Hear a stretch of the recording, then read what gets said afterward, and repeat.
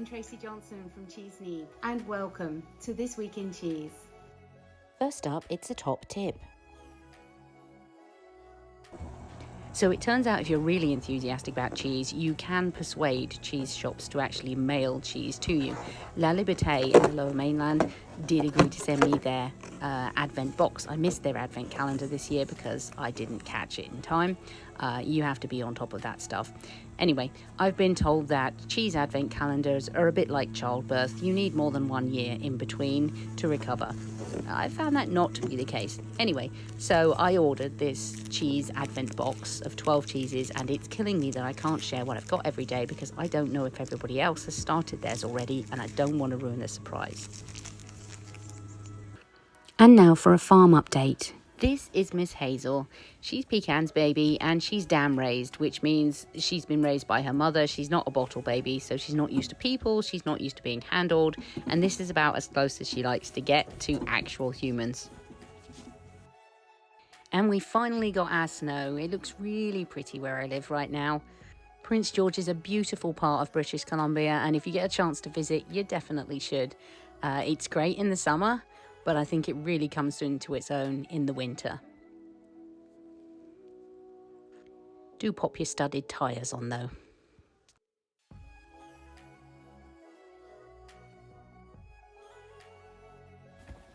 So this is little Miss Hazel with her mum Pecan.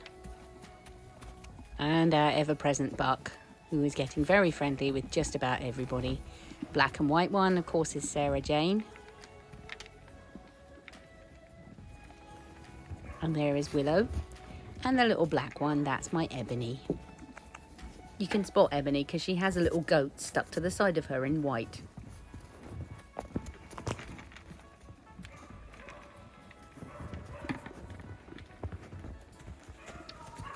Remember, Willow and Pecan are twins.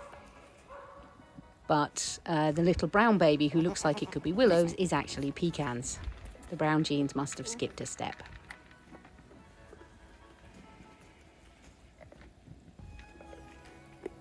And making sure that she and her kid get plenty of food is my alpha goatsart.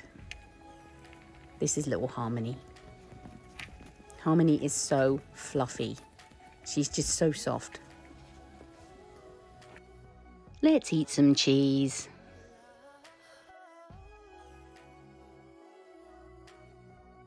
Hi, Tracy at Cheese Needs. You're joining me today as I try Cantal.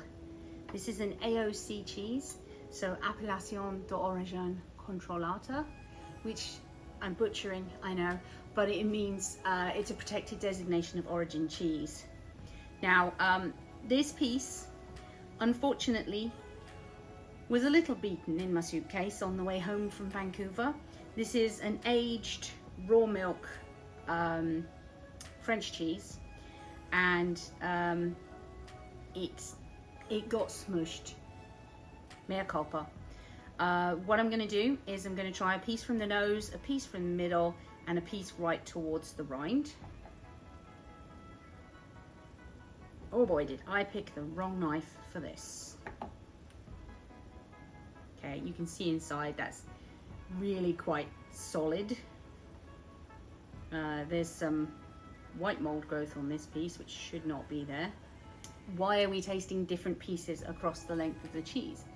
Because the piece near the rind, you can see visibly, it's thicker, it's darker, it's a completely different color to about almost an inch in.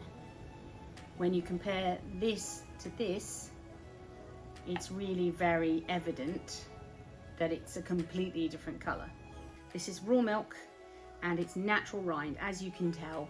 I mean, the rind on this is properly gnarly. Similar to what you would get with maybe a tome, where they allow the rind, they allow that mold to grow and brush it. They don't wash it, they brush it. There's a mushroomy flavour, which may be from the unintentional bluing, or it may be from the rind, or it may be actually supposed to be part of the cheese. What I'm going to do is I'm going to try the nose piece first, because in theory, at the centre of the wheel, it should be mildest.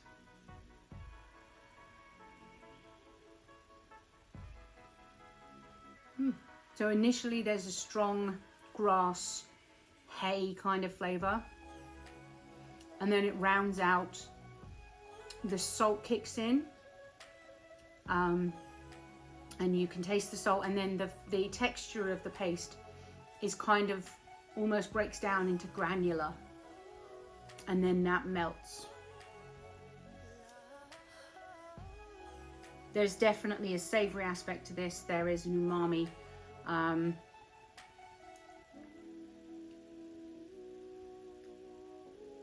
I seem to be likening everything to beef broth at the moment, but that's around about where I think that we might be.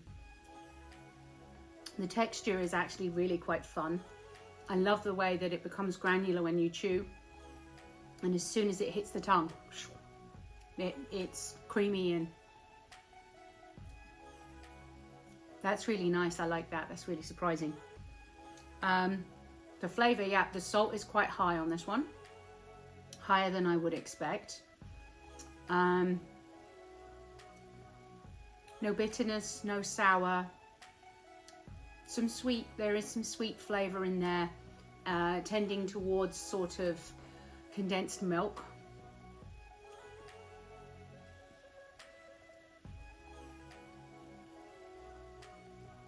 It's buttery, for sure. The texture is really fun to eat. I'm getting this whole Willy Wonka vibe. You know, with the gobstopper that was one flavor and then immediately was another flavor and then it was another flavor. It's a similar thing with the texture in this cheese. It breaks down into grainy when you chew it, but as soon as it hits the tongue, it turns to creamy. That's really, I quite enjoy that. That's actually really quite good. Okay, now I'm going to try a piece that's closer to the rind. Not brave enough to actually eat the rind because it's a bit gnarly looking. But yeah, the color is still really strongly different here than it was at the nose of the cheese. So I'm expecting the flavor profile in this to be more pronounced. It's stronger, but it's not as aggressive. So the flavor profile towards the rind is stronger,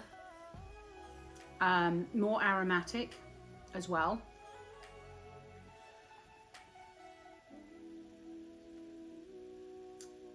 That texture is just perfect. It does harden as you get towards the rind, as we would expect. That's where most of the moisture is lost from.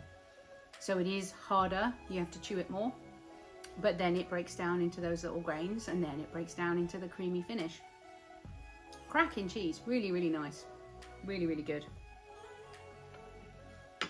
Definitely going to finish the rest of this. And lastly, you'll never guess what happened to me this week. I've been lucky enough to be interviewed by Gavin once before. This time around, he was celebrating 300 episodes of his Ask the Cheese Man, and he very graciously asked me if I would be on the show, and I'm super excited to talk to him at any point. He's a good friend of mine. I really like Gavin. He has nearly 200 recipes on his YouTube channel, so if you're looking to make cheese, he's definitely my go-to to suggest to newbies. He very kindly interviewed me about what I do with Learn to Make Cheese, the group on Facebook, and my business cheeseneeds.com.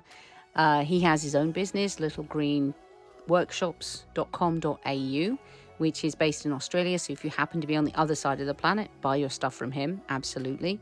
It was just a really great time. It's a great chat with a friend. So if you're looking for it, go to the Cheese Man TV and you'll find Gavin Webber. And if you look for his 6-hour extravaganza, I start at about 3 hours 15 in. But I would suggest maybe you should set some time aside and watch the whole thing, because it was really very interesting. I enjoyed all of the interviews. Thank you for joining me for This Week in Cheese. See you next Wednesday.